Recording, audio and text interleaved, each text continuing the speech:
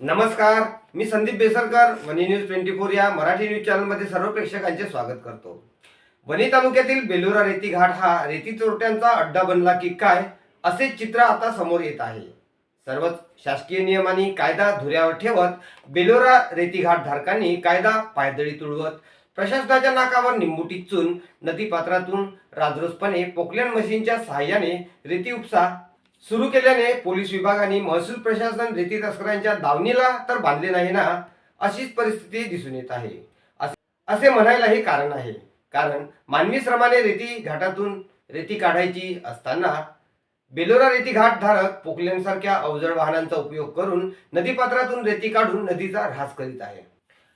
हा निसर्गाशी खेळ असून गावकरी आणि शेतकऱ्यांच्या जीवावर बेतणारा आहे। तरीही पोलीस प्रशासन आणि महसूल प्रशासन याकडे लक्ष का देत नाही हे न उलगडणारे कोडे आहे।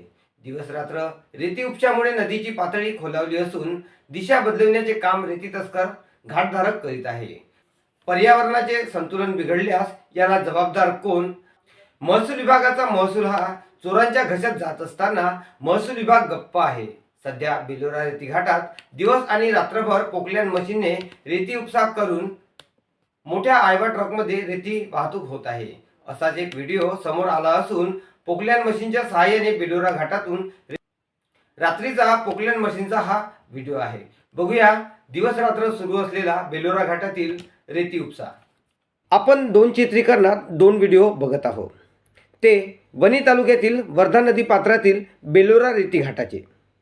रेती घाटातून शासनाच्या परिपत्रकानुसार मानवी श्रमाने रेती काढायला पाहिजे, मात्र बेलोरा रेती घाटात प्रजासत्ताक दिनीच कायद्याला पायदळी तुडवत आम्ही कायदा मानणार नाही असा इशारा देत रेती तस्करांनी बेलोरा घाटात पोकलॅंड मशीन टाकून या अवजड वाहनाच्या सहाय्याने रेती उपसा सुरू केला आहे।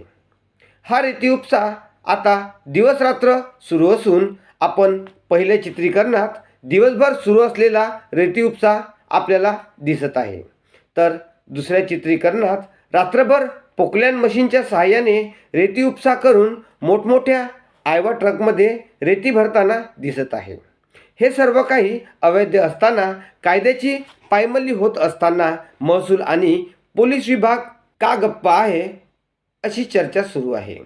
आता बेलोरा रेती घाटाच्या CCTV फुटेज आणि ETC मोजणीची सोबतच चौकशीची गरज निर्माण झाली आहे।